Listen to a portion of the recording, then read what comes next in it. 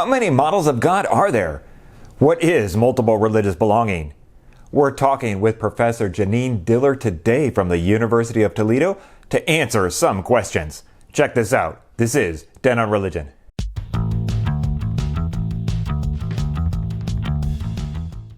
Hey peeps, it's Dr. B with TenOnReligion. If you like religion and philosophy content, one thing I really need you to do is to smash that sub button because it really helps out the channel. New episodes are posted about every 2 weeks at noon U.S. Pacific time, so drop me some views. Jeanine Diller is a philosopher and scholar of religion who edited a huge book titled Models of God and Ultimate Realities back in 2013. She has also done some research on multiple religious belonging and has taught religion for many years. We're going to get into all of these topics and more. This was quite the interesting conversation, so let's get into it and see what you think. Hello, we are here with Jeanine Diller from the University of Toledo. Hi Jeanine, how are you? Hey, I'm good, thanks.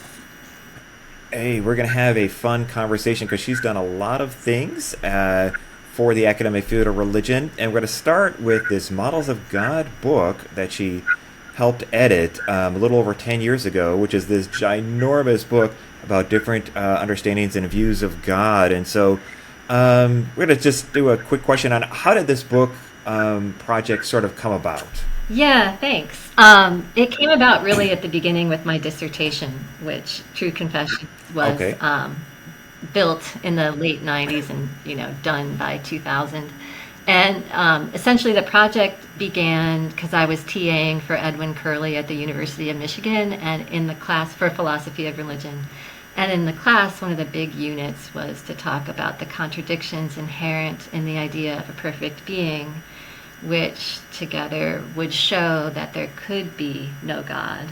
Sort of like an anti-ontological argument where it shows that there has to be a God. Here it's like there can't possibly be a God because the properties that it takes to be God are actually logically inconsistent with each other. So nobody can be totally perfect and totally omniscient, totally omnipotent and omniscient at the same time, or completely just and merciful at the same time. And so I was having lunch one day with Ed and basically said, I'm not sure that any of this actually touches my faith. It's all interesting, but my faith can go on even if all of these contradictions are true.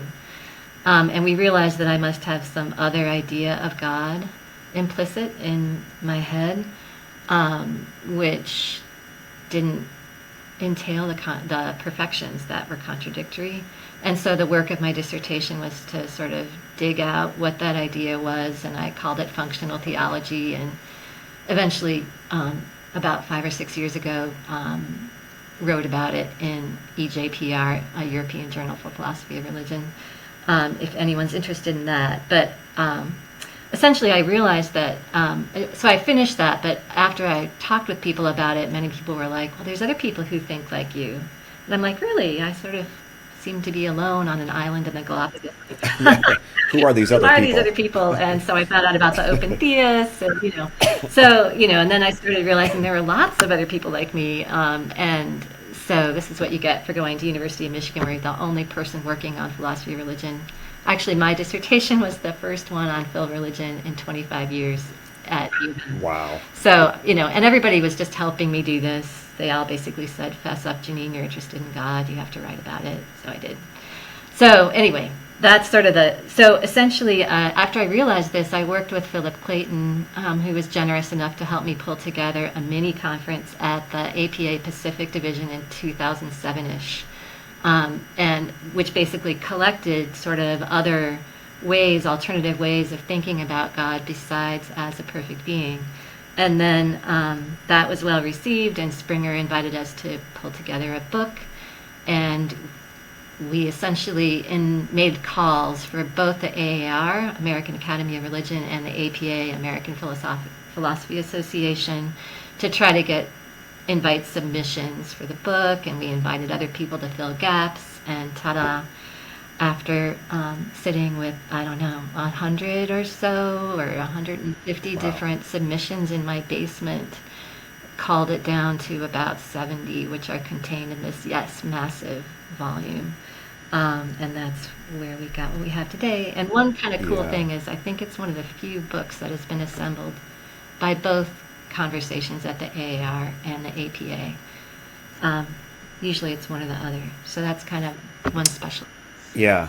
Yeah. These two groups don't always talk to each other, the philosophy and the religion side. But, well, I mean, when you look at this book, of those of you, again, you could look at Models of God, and alternate ultimate realities.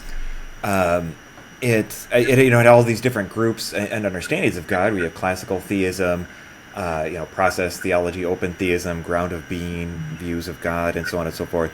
I mean, was that sort of the purpose in completing it, as far as what gap it filled in the book world? Yeah, super nice question. And essentially, and sort of foremost, I had come across Hartshorne and Reese's collection from 1953 called Philosophers Speak About God, and realized it was sort of ready for a return, that we needed to update it for our time. And so that was the big gap. We've got 50 or 60 years under our belt, and decided that it was time to have a collection that collected more of the newer models and the current debates about modeling God and alternate realities.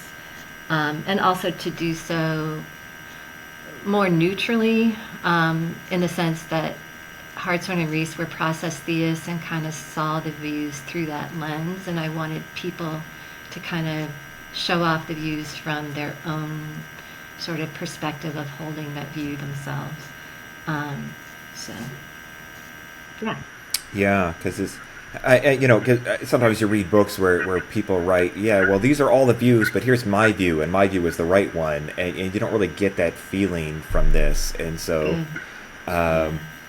what do you feel was one of the book's greatest contributions? Yeah, so in addition to sort of just being a comprehensive picture of the current extant models in the world's religions and philosophy of God or ultimate reality, like the fundamental starting point of why there's anything at all. It also, I hope and think, and again, you can never assess the counterfactual claim here, but help to broaden the idea of the fundamental concept. Like, if you think of philosophy of religion as an attempt to critically examine the fundamental concepts and beliefs of the world's religions, there may be no more important fundamental concept to analyze than the concept of God or the ultimate reality, which is the object of religious concern of the world's religions. And so I felt like it was surprisingly narrow. When I went through graduate school, I kept asking, why are we just kind of assuming this one view?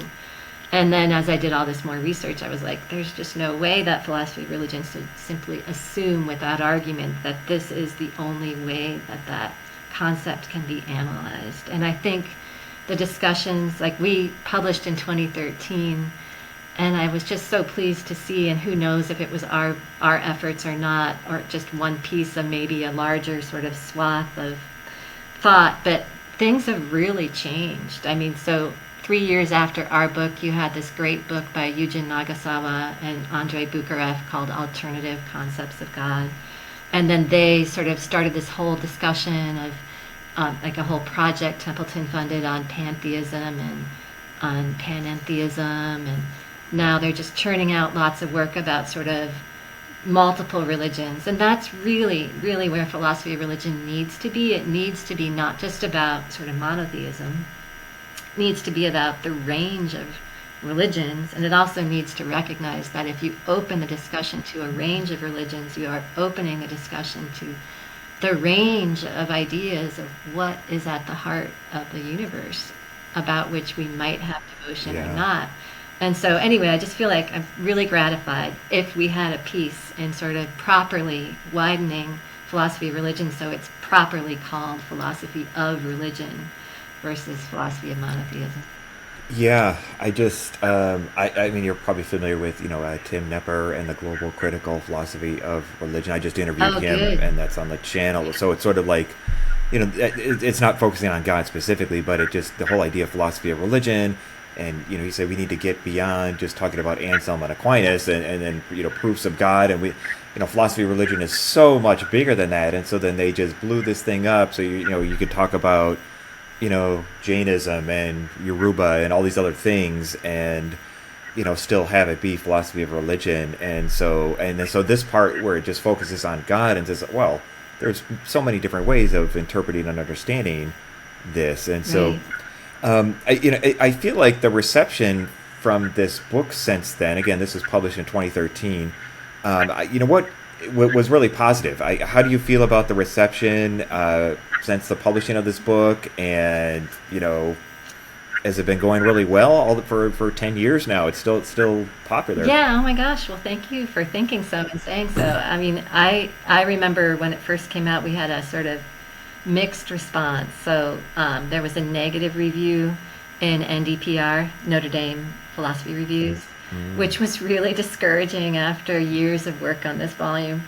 But it was kind of like what, people have said, I just never really read your book. And I'm like, oh my gosh, it's really a reference book. Like, I am probably the only person who has read this book from cover to cover, because of having created it and edited it.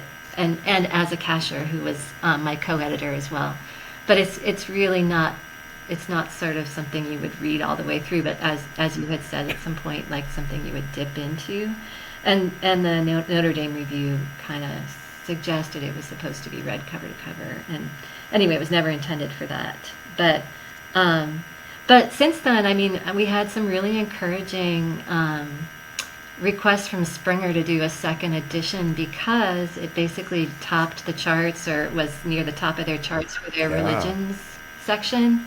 And there's been 150,000 downloads since it started as of 2021, and I'm not sure what the new count is, but it's one of their top performers in the religious studies.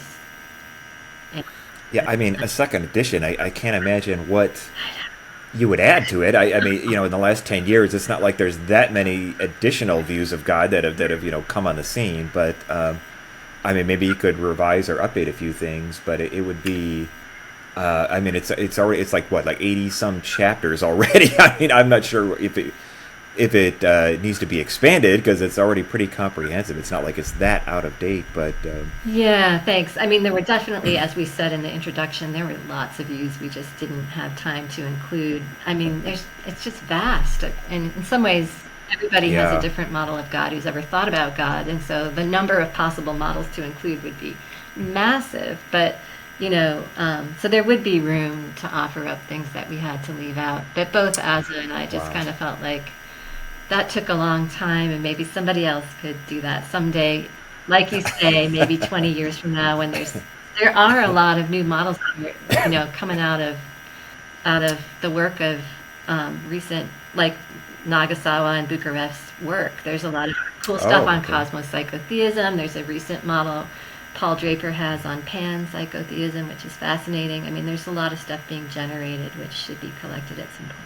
interesting. All Yeah. right. So let me ask you a couple questions because you've done some work on multiple religious belonging, Yeah. and which is something that's been popular for a couple of decades Hmm. now. And Yeah. so, one question that I had, which is maybe a question that other people have, is, um, in the academic field of religion, we've been struggling with the definition of religion for over 100 years. I mean, we have from the late 1800s, early 1900s, what we now have is this world religion paradigm that Yeah. developed, and so what bearing does how one perceives what religion is, what bearing does that have on multiple religious belonging? Yeah, such a great, deep question. Well, first of all, I just wanted to, I mean, this is my own terminology, and I don't know how it pairs up with other people's way of speaking exactly, but I, multiple religious belonging is sort of the pinnacle to me of various forms of what I call multiple religious participation. Sure. And so participation is this sort of genus of ways of dipping into religious phenomena across these distinctions between religions. And so there are just many more ways to participate than belonging, which is sort of a formal category where, at least as I read it, which is, so I read identifying with a religion as sort of your own choice, like kind of like to not make this too casual, but like kind of like you can be a University of Michigan football fan just by saying you are one, and you can sort of express your fandom in whatever way you please. Like you can wear the hat, you can do the cheers, you can go to all the games, or you can just do it in your living room, whatever, right? And so also you can choose to identify with a religion sort of just personally by just saying, yeah, I identify as a Buddhist. But if you belong, that's actually technically a more formal thing that is not decided just by you, but also by the community. So if you want to belong to Judaism, a rabbi has to say and recognize you as a convert after whatever processes they want to put you through. Or if you want to belong to Buddhism, a priest, like a Zen priest, has to help you through Jukai, etc. Christians have to be confirmed and baptized, etc. So some sort of initiation or acceptance right. process. And so that's a pretty specific way to participate at a pretty high level, in my view, a pretty high organized level. A lot of people participate in other ways. And I guess this gets into the weeds a little bit more, but to answer your question, there's sort of two ways that I think you have to perceive religion in order to recognize that there's some sort of multiple religious participation. And one of them is you have to think that there are separate religions, right? So you have to actually recognize religions as a phenomena or as phenomena together. Otherwise, there's not going to be multiple religions to participate in. And the bar to that is certainly if you think there is no such thing as religion at all, like Tomoko Masuzawa said in 2005 in The Invention of Religion, or if you think that the distinctions between different religions are so artificial that they're not even worth drawing. So that's going to be, one sort of presupposition in order to begin talking about multiple religious participation. And then secondly, at least in the way that I just described, it helps to see religion as a multifaceted or a many-sided thing in the way that Ninian Smart talked about it, if you want to think of it my way. So like the dimensions of religion. Exactly, So there's 7, and I always end up counting 6 when I go through this and then realizing I forgot one. But, there's... Yeah, well, because he added one later, so I think he had originally 6, and then he added one. Oh, later, is that right? Somebody said that he added one and there were 8. And then, but anyway, experience. Yeah, oh, maybe that's right. Yeah, there were... I think there might have been originally 6 in his first work, like his early work, and then he added 7, and then, So. Yeah, okay.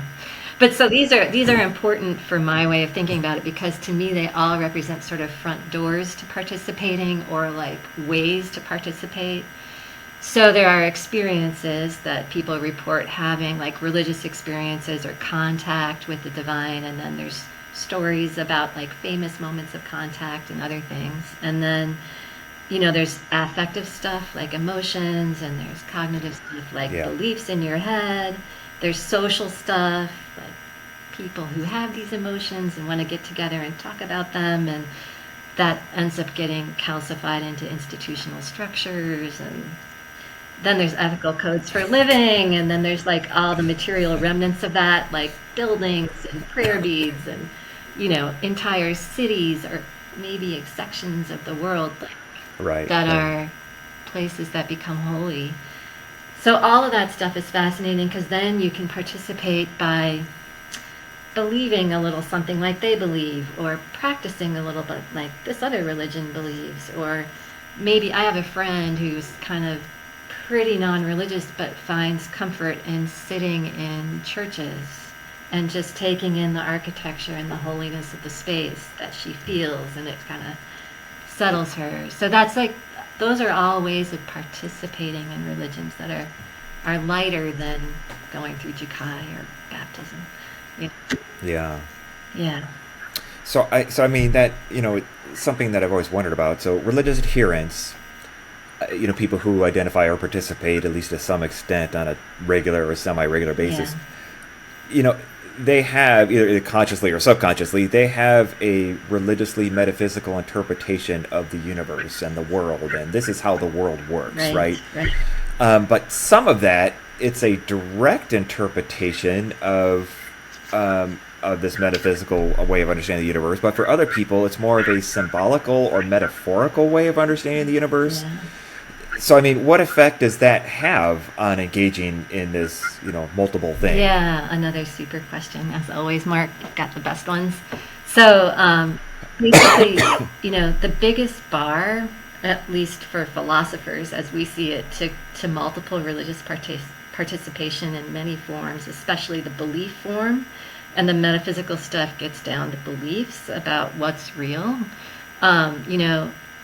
is contradiction between traditions.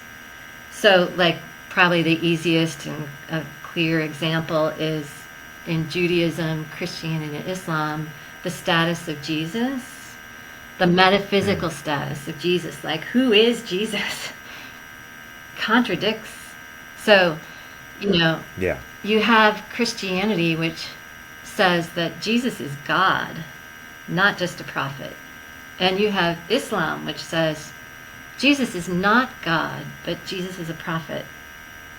Contradictions, right? And then you have Judaism, which says Jesus is neither God nor a prophet. So, like, all these, like, this is a metaphysical view, which is contradictory between these three major traditions and represents a bar to believing all three simultaneously, unless you can find some way to jimmy this so that it's somehow you'd resolve this tension. But as you know, like, there are people who have really experienced this bar firsthand. There's Elizabeth Ann Reddings, I think was her name, who was disbarred from the Episcopal Church for saying that she was trying to be both Muslim and Episcopal at the same time, and they're like, sorry, you just can't do that. What do you think of Jesus? Is Jesus God or not? And You've crossed right, the line. and same with Larissa Hawkins, who was trying to wear a headscarf at Wheaton College a few years after that, and was fired. So that's sort of a first thing to recognize about holding these things. That is a metaphysical bar. I think it explains why many popular forms of multiple religious belonging, certainly, and participation more broadly, are between what's framed as the Eastern traditions and the Western traditions. So Yeah. Buddhism and Hinduism tend to pair better with one of these other monotheistic traditions, Judaism, Christianity, or Islam. So you have like Jubus or Mubus, right? Jewish Buddhists and Muslim Buddhists. There are also Christian Buddhists, or there's several Hindu Christians that I know of. So why is that? Well, that's because these traditions, these massive families, are kind of two ships passing in the night. And so instead of being like engaged in direct contradiction, it's more like, what are you guys talking about over there? And it turns out to be more consistent, especially like with Buddhism, which is pretty silent about, at least in Protestant readings of Buddhism, and I always wonder how close to right we're getting it, but pretty silent about the fundamental nature of reality, and more about, look, my main shtick is to give you a way to not suffer. And it turns out I can talk to you deeply for books and days and years about how to not suffer and never once mention God. So you can think whatever you want about God, because that's really not what Buddhism is about at all. And so then it becomes much more possible to pair these two religions cognitively and certainly in practice.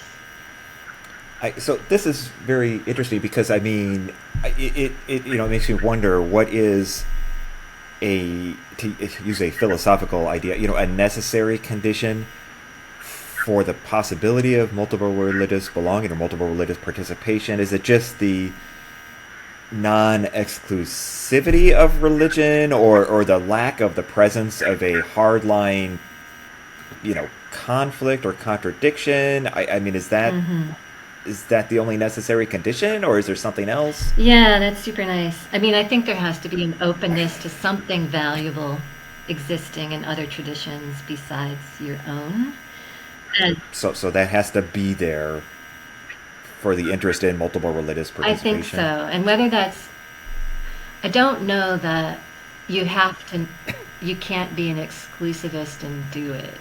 I mean, so in the first instance, that when I first read your question, I'm like, yeah, that's probably right. You probably have to not be an exclusivist in order to try to merge these traditions. And then I don't know that this has been picked up, but I wrote somewhere a few years ago about really what's interesting to me about the terms exclusivism, inclusivism, and pluralism and their variants is that they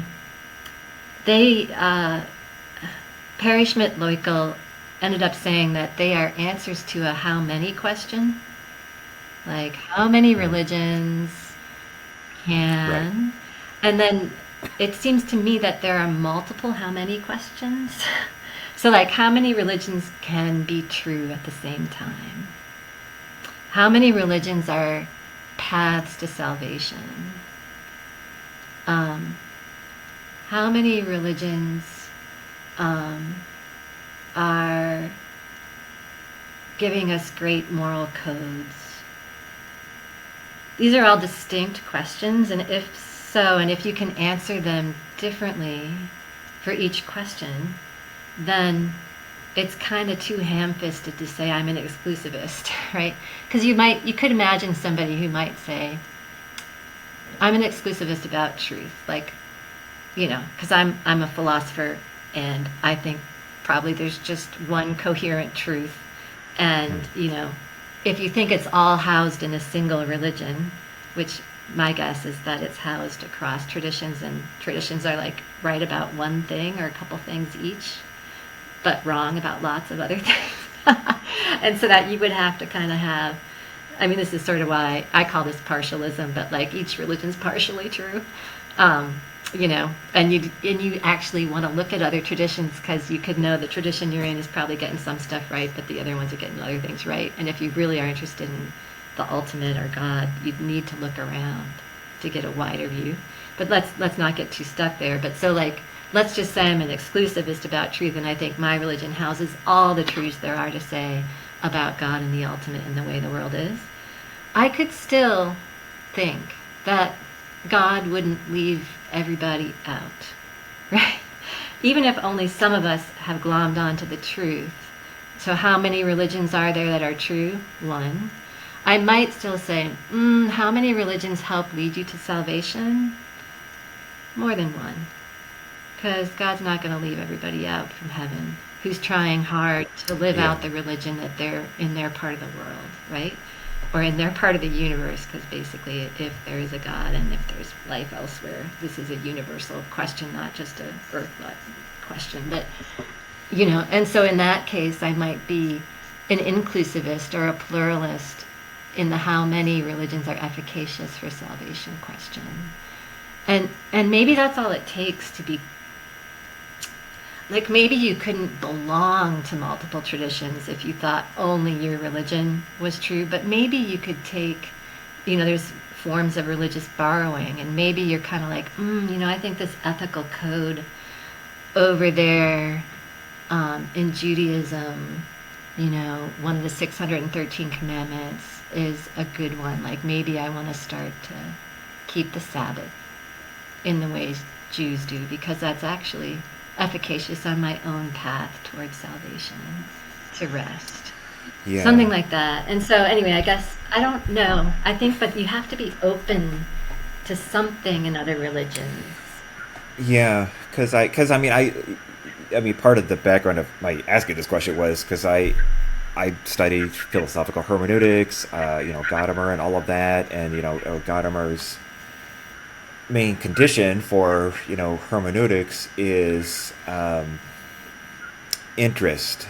Has to be there, Yes. and so if somebody is a religious adherent of a particular tradition, unless they start asking questions, unless they're somehow become dissatisfied or curious about things that work or don't work, the question will never arise. Why would I ever have any interest in another tradition? Because I have everything I need in this one.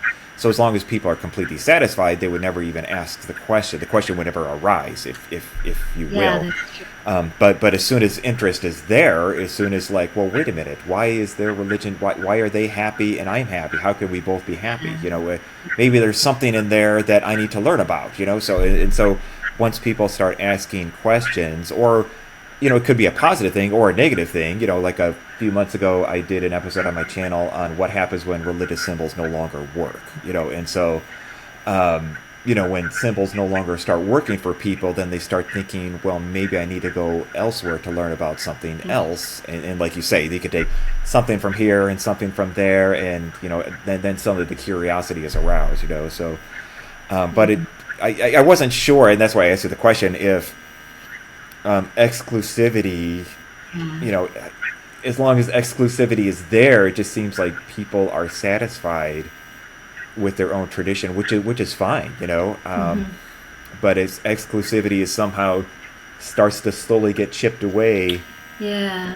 then it becomes a possibility to have an interest in learning about another tradition. Right. And I think you're right that there's different forms of chipping away that can happen. Right. Yeah. I mean, so some of them are just curiosity, like you say, or maybe you travel, like this happened to me. I traveled and saw holy Yeah. people, the seemingly holy people, wailing in front of the Western Wall and coming out of a river, and the Ganges River, like changed by the dip, and like stuff like that. And I was just like, there's something religiously powerful here that seems very real. And so then you start asking these questions. But I also think it happens just like one of my friends, married a guy from a different tradition. And Yeah. her parents were actually from different traditions. And so sometimes it's kind of thrust upon you that you have to deal with the questions around multiple religious participation. And actually, one cool thing that Michelle Voss Roberts says is that one response is just to hold it all really lightly. Yeah. So- Yeah. Right. Don't take life too seriously. Yeah, and I just kind of found that with my friend. She's like, well, we don't really kind of say out loud this stuff, Jesus resurrection, because it doesn't really go so well in the Jewish part of my my current Yeah, life. And so we yeah. just don't talk about that. But I think that's really operationally how a lot of people manage. And I had some of this happen. I want to start talking about your teaching, because when I was teaching, I taught 7 years part-time and 7 years full-time at different community colleges, and I had students. I'll just give you one example. I got a student halfway through the course. She was Spanish speaking, I think. She was Catholic. Really good student. Really interested in a lot of the different things we were doing in the course. And then about halfway through the course, she said something to the whole class when we were having a discussion. And she said, Dr. B, that's what they called me. She's like, we every day when we go home, we have this class 2 or 3 days a week. I go home and we talk about your class at the dinner table.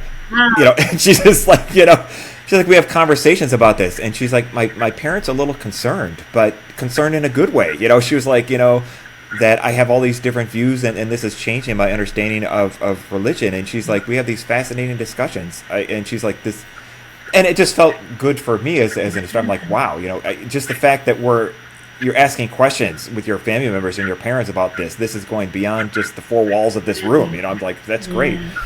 And so, I have a few questions I want to ask you about your experience in teaching religion since you've done it for so long. How do you structure the content of different courses? I had a couple of questions. Let me sort of bring it into one question. There's often what we call in the academic field of religion a world religions course, and then an intro to religion course. Right. How do you structure those differently? Yeah, such a great question.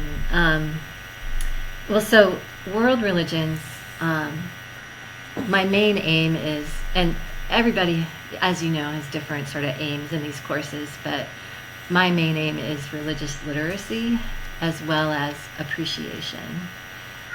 Okay. And so on the literacy front, I mean, I guess this has actually I've been struck by this just by conversations with people I know who just don't know anything about any of these traditions. And so I feel like just even coming to understand them is such an increase in one's understanding of how the world might be and how to live in this world, that I just feel like it's its own gift just to understand them.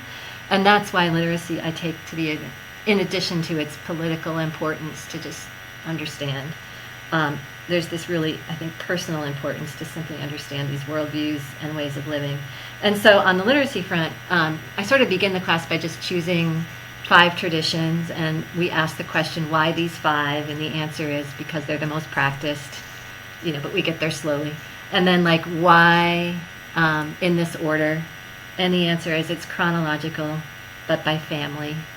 And then there's this openness to seeing how these religions actually birth each other, which is fascinating for a lot of them.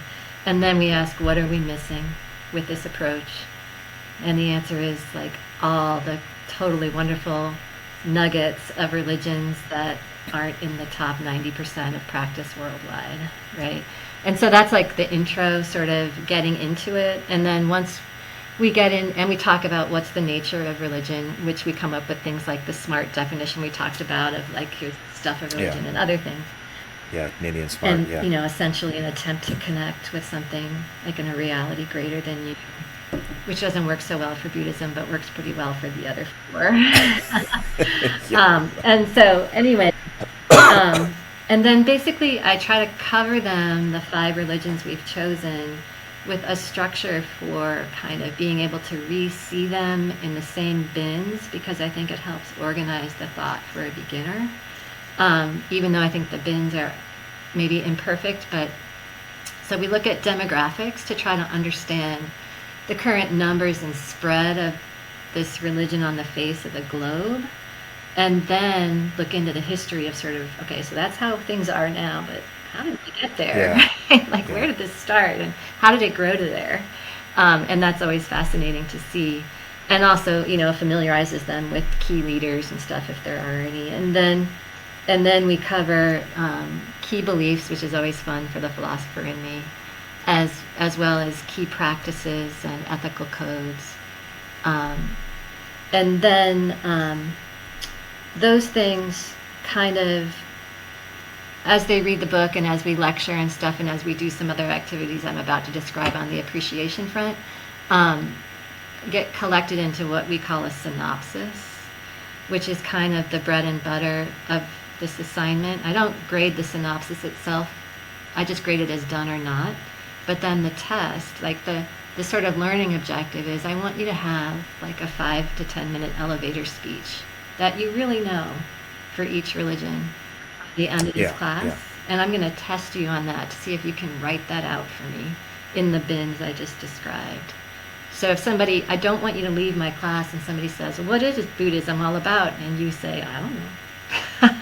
What I want you to say is, I know, and here's where it is, and all these things that I just described. So that's how I structure the class in terms of assessments. The appreciation piece comes in basically by, well, first of all, at the end of the synopsis is a wonderful question that Devorah Schoenfeld from Loyola helped me develop, which is, if you were part of this religion, what would you value about it?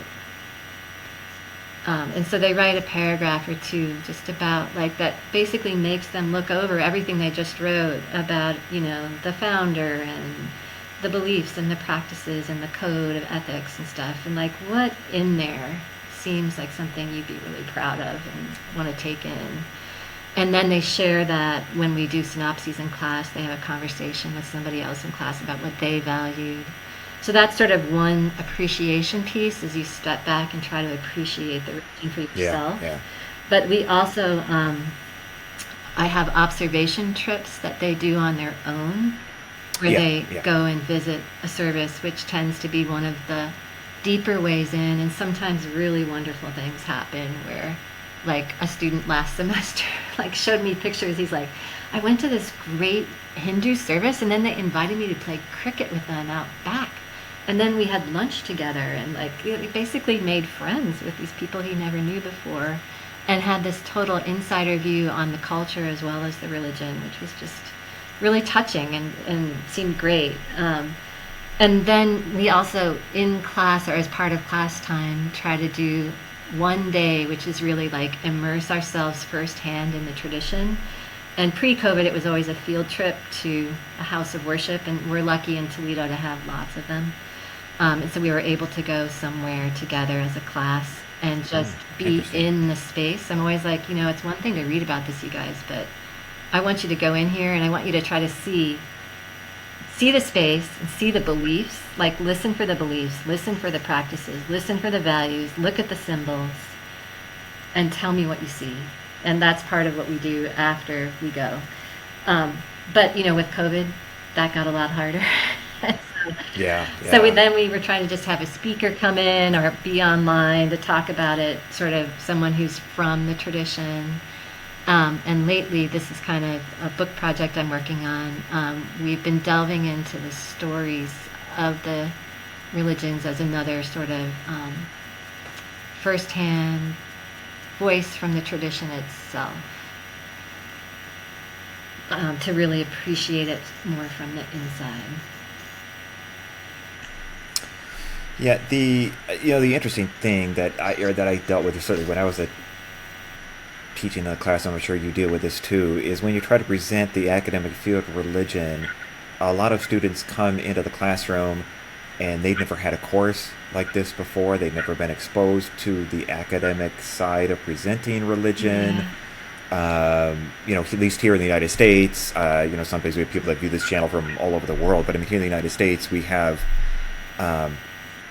in public education and probably private education and homeschool and all these different ways that people get educated prior to college, and they have courses they in history and math and learning the English language, and the natural sciences and all these different things, but very few people are exposed to religion, or if they are, it's in the guise of something else, like I read a literature piece and we did something, or we had a history lesson about India or something, and so I realized quickly that I had to sort of teach people that this is not theology, this is not a place of worship.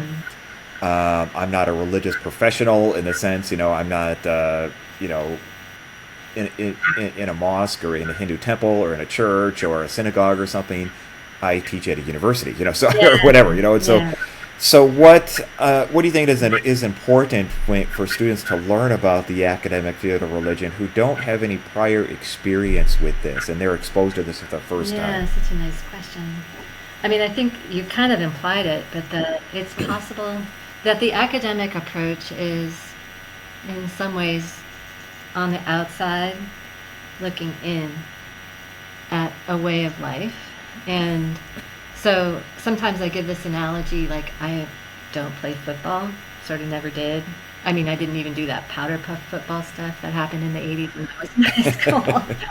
But so I was always a spectator, sort of looking at the game from the stands, and I like to watch football. But I'm saying that's sort of more like what the academic study of religion is. It's in the stands, looking down at this game that people are playing, which is really important to some of them, like maybe the most important thing that they do in their game of life, right? And it's trying to understand sort of what it's about. And I start with SMART because when I ask them, hey, what do you think religion is? Most of them are like, hey, it's a way of believing, right? Yeah. And I'm like, that's part of it, but I really, really want you guys to understand that that is just one small facet, and it's actually kind of late to the party of religion. Because, I suspect that at least the spiritual aspect of trying to connect with or take in or contact or touch some greater presence that you sort of sense in the world about you for some people, that predates human history. Like if Jane Goodall is right about, I don't know if you've seen the waterfall display of the chimpanzees that she has this great video of a waterfall display that the chimpanzees did, and she's like, it's just really bizarre. Like if there's a great thunderstorm or they get near a waterfall, they start kind of jumping up and down and kind of like in ways that have no practical import. And she thinks, she's like, essentially that it's proto-awe. Like that the chimps are experiencing this emotion, being in contact with something that is ferociously way more powerful than they are, and that they can kind of bask in or be near and feel the spray of or whatever, and it's very exciting to them. But it's sort of this contact with a force that goes beyond. And she's like, I think this is really them understanding that there's a world greater than themselves. There's something out there beyond. And that it's really, if she's right, and on the evolutionary view, that would mean that this sort of spiritual impulse is way before humankind, way before it gets organized into any cognitive forms in the fancy ways that you see, in the civilizations, right, and the really fancy ways you see now in philosophy.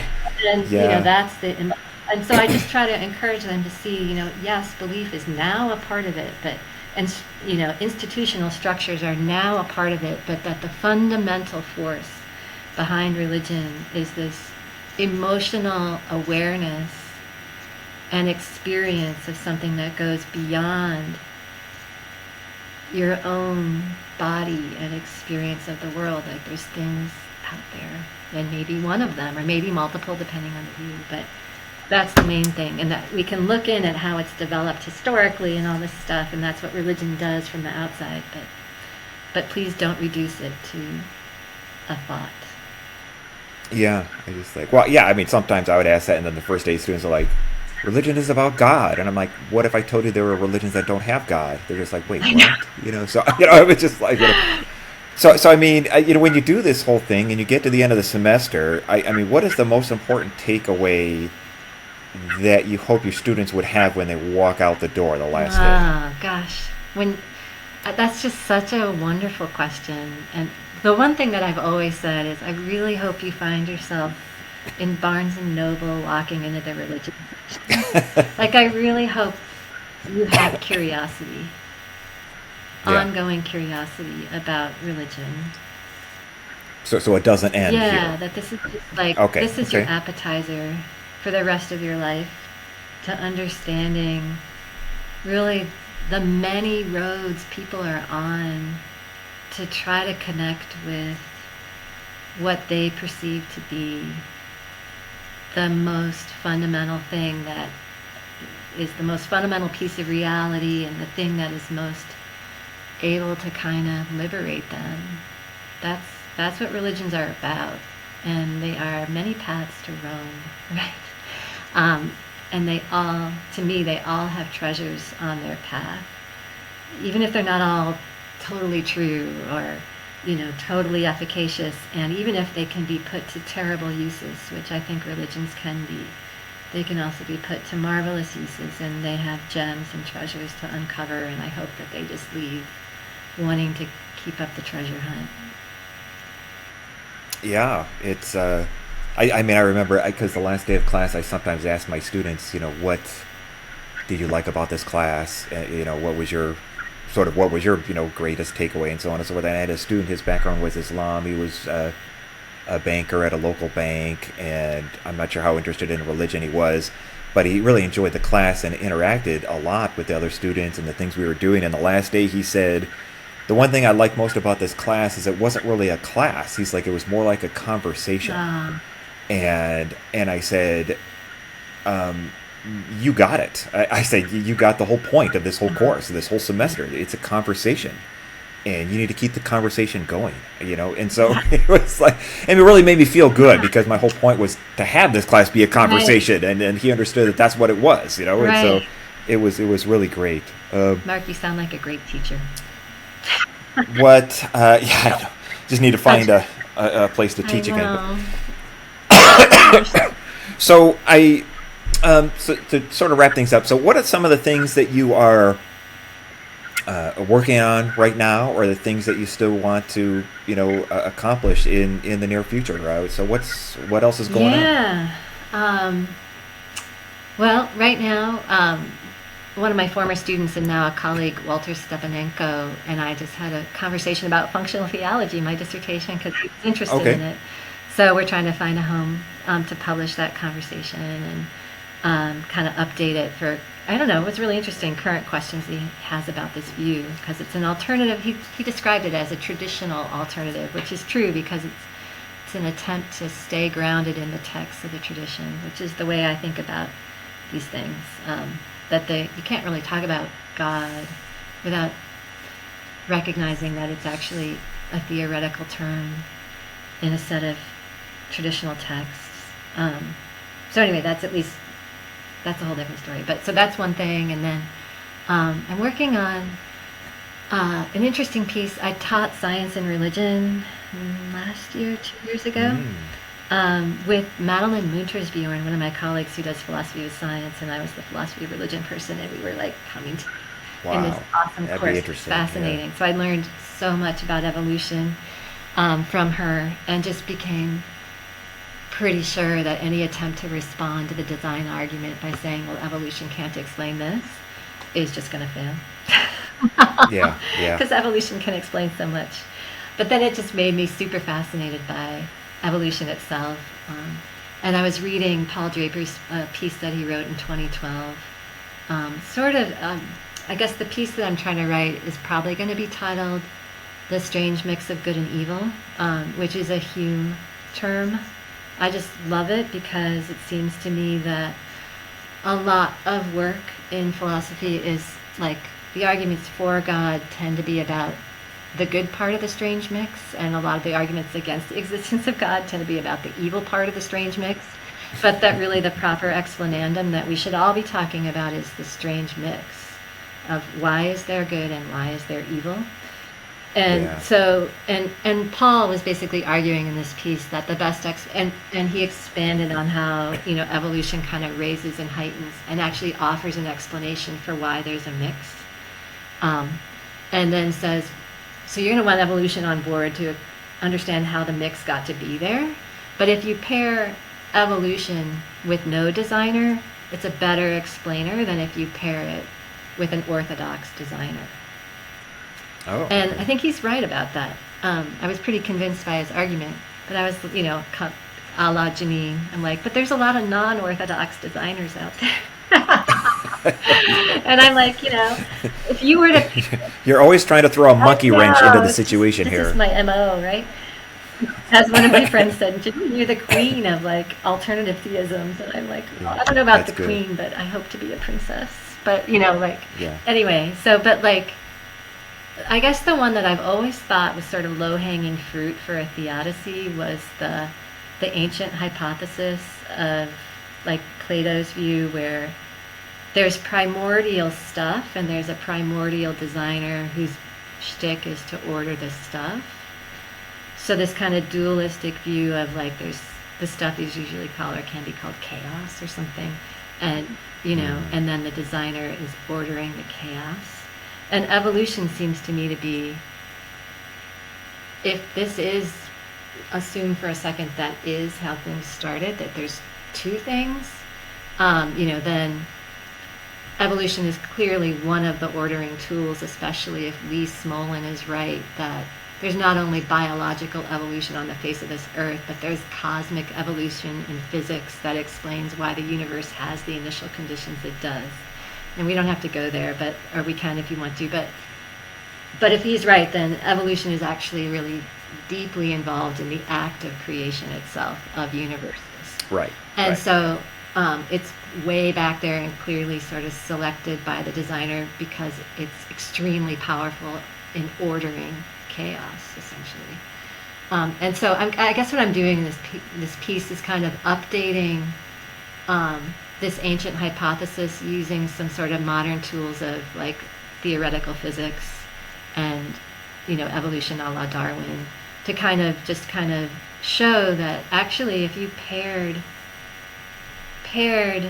evolution with this old ancient one updated for today, you would have at least an equally good explanation as no designer, and possibly a better one on one score.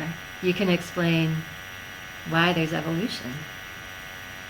Whereas with no designer, it's kind of like, how did such a cool trick start happening? So the answer would be there's an intelligent ordering force. So that's like another paper I'm working on, and I'm also working on a reply to Hume on miracles from a naturalistic, theistic perspective. Oh, okay. All right. And I've been working on a book that I hope I could someday publish some part of, but just collecting the stories of the world's religions, and pairing them with the incredible, I've just been finding, I taught a class on it. Anyway, we don't have to go into all the details, but like the incredible array of the humanities that has grown up around each of these stories over the millennia that they've been out there. So it's like these things have never been pulled together, but like if you wanted to illustrate the Good Samaritan, for example, you know, you don't have to turn to modern artists. You can turn to Rembrandt, Degas, Van Gogh. Right. I mean, like, it's incredible, the beautiful artwork that depicts. And I discovered, like, Van Gogh's working on verse 8 and Rembrandt's working on verse 2. And, like, you know, you have illustrations for different parts of the story across time in the hands of the best artists of all time. So. Yeah, well, if you want to go down that road, now you got to get a joint course with an art historian or something like that to, because they're I mean, art and religion is a huge subject, and that's a whole course just on itself. It's actually fascinating. Totally, so, and there's also music and poetry and amazing films. Yeah. So if somehow you could collect these things together from within the voices of the tradition in the hands of artists of the tradition, you would have a wonderful relay of the world's traditions without having a third party explaining them. You would have the best artists and musicians and sermonists of the tradition itself explaining what they mean. Yeah, right. I mean, the trick with that one, because there's so much out there, if you want to do a snippet on each of, you know, multiple different traditions, the trick would be try to culling that down, because there would be, you know, too many things, you know. So I mean, some things would be obvious, maybe like Handel's Messiah or something like that, but other things you really would have to pick and choose. And so it would be a fun project, though. It would be fascinating to try to do some sort of a source, but sort of like your Models of God, but for this, right. You know, it'd be a huge project, but that would be a lot of fun to do. Yeah, we've started it, and I've got a couple samples, but That's great. I don't know where it's headed, because everyone tells me it's extremely expensive to get these permissions and to do this artwork. So I think I just need a scanner. Yeah, I didn't think about that. Yeah, that's another issue. Yeah, the copyright and so on and so forth. It's massive, but it would be a blast. So that's great. So, well, there's been a great conversation, Jeanine. Thanks so much for joining us here. Well, thank you for having me, Mark. It's been super fun to talk. And all right. Yeah. All right, we're going to sign off with Jeanine Diller. We'll see you later. Take good care. Bye-bye. So what do you think about our convo? Leave a comment below and let me know what you think. Until next time, stay curious. If you enjoyed this, support the channel in the link below. Please like and share this video and subscribe to this channel. This is TenOnReligion.